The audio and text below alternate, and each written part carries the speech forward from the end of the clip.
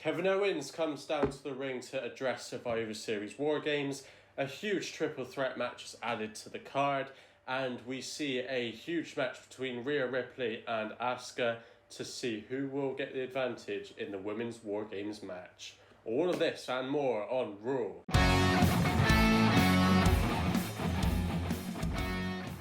Hey guys, how you all doing? The Wrestling Guy back here today, and welcome to a very brief RHEA reaction. So, you guys are probably thinking, what is the Wrestling Guy doing on here? It's Tuesday. We're supposed to be seeing that very handsome chairman of the board. Not today, guys, unfortunately. We have had a few video glitches and a few video problems. The chairman of the board has been able to cut his RHEA reaction, but we had a few problems with the video. So I thought I'd jump on there for you guys and just do a very, very brief RHEA reaction.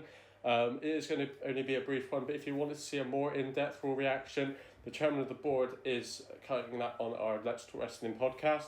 The links to that will be down below in the description if you guys want to go and check out his in-depth review of RHEA this week. But I just thought I'd jump on there for you guys and just keep the trend going and very briefly have a look at what's happened on RHEA this week, just to keep that consistency going for you guys. So, if you guys do want to enjoy, hit the thumbs up button and subscribe, turn on that notification bell, and let's have a look at what happened on RHEA this week. So, I'll try and live up to the chairman of the board standards, no guarantees, but we'll see how we go. Kicking things off, the first match was the Judgment Day versus the Brawling Brutes. This match came about because Kevin Owens would come down to the ring to address the Survivor Series Wargames match. And he said that he was going after one person, and one person in particular, everyone's expecting it to be Sami Zayn, is actually the head of the table, Roman Reigns. It's been 2 years since they've had a match, and he wants the Roman Reigns. Possibly suggesting that Kevin Owens and Roman Reigns might happen again in the very near future, either at Day 1 or Royal Rumble, I'm willing to bet, but we'll see. Then the Brawling Brutes and Drew McIntyre would join them. Obviously, they make up one team for the Men's Survivor Series Wargames match. And then the Judgment Day would come down, and Rhea Ripley would talk about how she was, how everyone should be paying attention to her match and see how she destroys all of the members of the opposing team. Really, really good stuff on here. Really good way to start RHEA. This would then lead into our first match, which is the Judgment Day versus the Brawling Brutes. This did absolutely everything it needed to do. The Brawling Brutes and Drew McIntyre coming through the crowd, that was a bit of a kind of Shield reference there. Obviously, it is the 10-year anniversary of the Shield. I am one of the Shield's biggest fans. They are my favourite group of all time. I absolutely love the Shield. I think they're all great. Great to see all three of them doing really well at the moment as well, individually. So, yeah, really good. So, it's the 10th year anniversary of the Shield. I'm not sure if that was a little bit of a reference there. My favourite quote that Sheamus says here, though, is "There's a banger cooking on the stove." That's going to be on a t-shirt. I wouldn't be surprised if WWE put that one on a t-shirt very soon. So, yeah, keep an eye out for that one if you guys like that type of thing. Celtic Warrior and Damian Priest were the standouts for me actually in the match. So Sheamus and Damian Priest, they were the standouts in the match. They were doing a really, really good spots. Damian Priest, I think, is massively underrated. And I really, really hope that we see more from Damian Priest in the coming future. But the Brawling Brutes would pick up the victory here, giving them a little bit of momentum going into Survivor Series Wargames this weekend. So, good start for them on there. Coming up next, we had The Miz come down to the ring with Johnny Gargano. Now, Johnny Gargano was supposed to be going one-on-one with The Miz tonight, but The Miz came down with a taped-up hand, which meant that he had to have a new opponent. So, it ended up being Johnny Gargano versus the Nigerian giant OMOS. So the first time we've seen OMOS since his loss against Braun Strowman at Crown Jewel. Now this was an interesting one. OMOS would actually end up picking up the win here, so good job to him on there. There were a couple of points in the match where you thought that Gargano was starting to pick up a little bit of offense. Just wanted to quickly say about the look on Johnny Gargano's face when OMOS came out. It was absolutely priceless. Loved that one. The match wasn't much, but it probably wasn't supposed to be. OMOS is obviously coming off the back of a loss from Braun Strowman at Crown Jewel, like you said. This is the first time we've seen him on Raw. Johnny Gargano, he does a good job of making everything look good. I just hope that they ditch this storyline with Dexter Lumis and The Miz very soon. It's getting very boring now. And all three of these guys are on for bigger and better things, so let's just cut this off and get them onto something a bit better. But yeah, we'll see. Coming up next, our next match of the evening was Mustafa Ali versus Austin Theory. Two of my favourite guys on Monday Night Raw at the moment. Mustafa Ali, since his whole change in character with the new attire, the new look, absolutely brilliant. I think he is destined to have a really, really big push. I'm hoping that 2023 is going to be the year of Mustafa Ali. We'll see what happens. I'm hoping he gets a good run in the Rumble, etc. Austin Theory, I am a huge Austin Theory fan. I think he is absolutely brilliant. His promos are good, his interviews are good, his wrestling is better, and his character. He's constantly improving. I really, really like Austin Theory at the moment.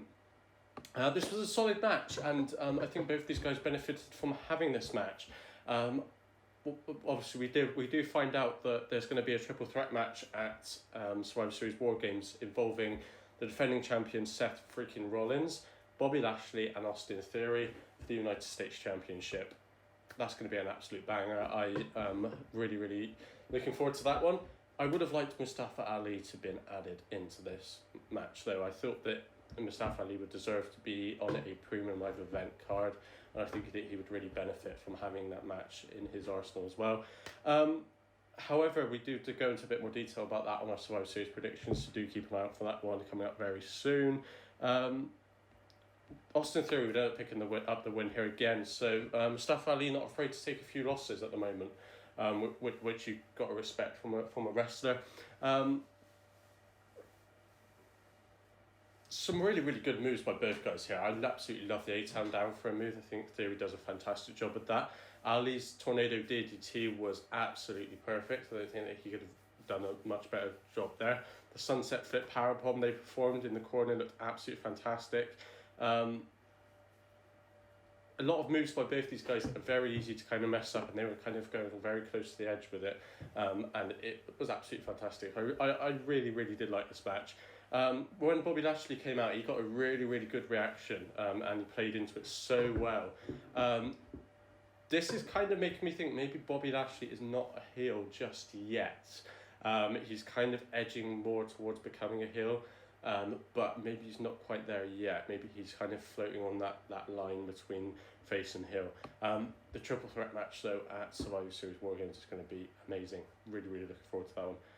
Our next match of the evening would be a tag team match, Alpha Academy versus Elias and Matt Riddle. So both teams had a few close calls.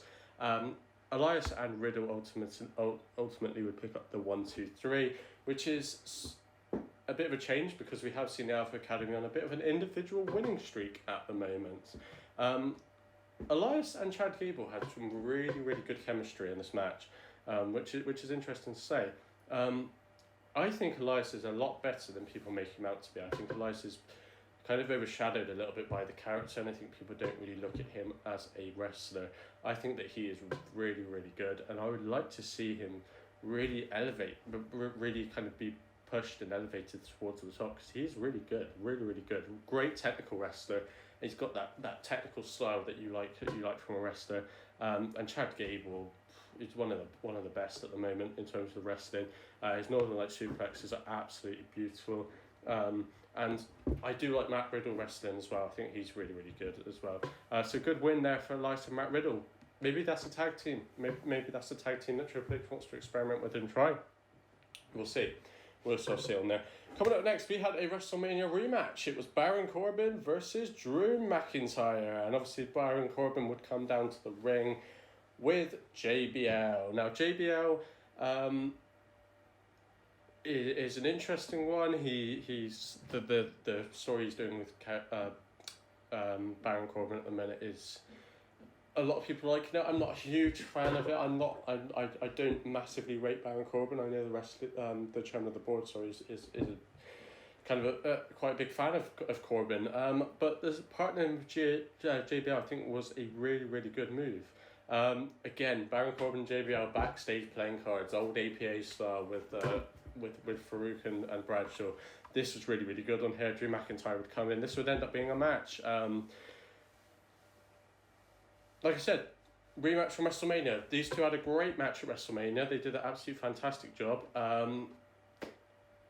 But I just can't get into the Baron Corbin character. I mean, the only time I've really liked Baron Corbin is in NXT when he was doing the Lone Wolf gimmick. That was really, really good.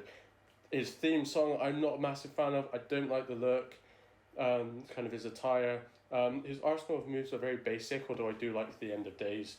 Akira Tozawa would end up costing Corbin the victory here. McIntyre hits the future shot DDT, which did not look good at all. But he does have a good Michinoku driver, though, in fairness to him. McIntyre would get the 1-2-3 on here, giving him a bit of momentum going into Survivor Series this weekend. Obviously, we do now know as well that they have got Sheamus and Drew McIntyre versus the Usos to see who gets the advantage going into War Games this weekend on SmackDown. So we'll be covering all of that on SmackDown Breakdown this week, so make sure you look out for that one. Speaking of advantages for War Games, the next match was between ASUKA and RHEA Ripley, with the winner getting the advantage heading into War Games this weekend. RHEA Ripley and Mia Yim earlier on in the show would have a bit of a brawl backstage. Ripley would show no signs of any damage from fighting them. Really, really good stuff on here. RHEA Ripley doing an absolutely fantastic job. She's improved so much since she's joined the company. Seeing her kind of go from the Mae Young Classic through to NXT UK, through to NXT, and then up onto the main roster. RHEA Ripley is one of the best kind of gradual progressive wrestlers that we've seen in recent years. She's absolutely brilliant. And RHEA Ripley pick up the win, meaning Team Damage Control has the win going into War Games this weekend. So that's all broken down for you guys. I know it was very brief, but we just wanted to make sure we had something for you guys here for this week's episode of Raw. Like I said, if you do want to see a more in-depth look at Raw this week, then please do go and check out the chairman of the board on our on our Let's Talk Wrestling podcast. Links will be down below in the description and also in the banner above as well. Like I said, guys, join me later this week for the episode of SmackDown Breakdown. We also got Dynamite Debrief on Thursday, and over the coming days we'll be uploading our Survivor Series War Games predictions and review for you guys as well. So please do keep an eye out for that one. Hit the thumbs up button and subscribe, and I shall see you in the next one.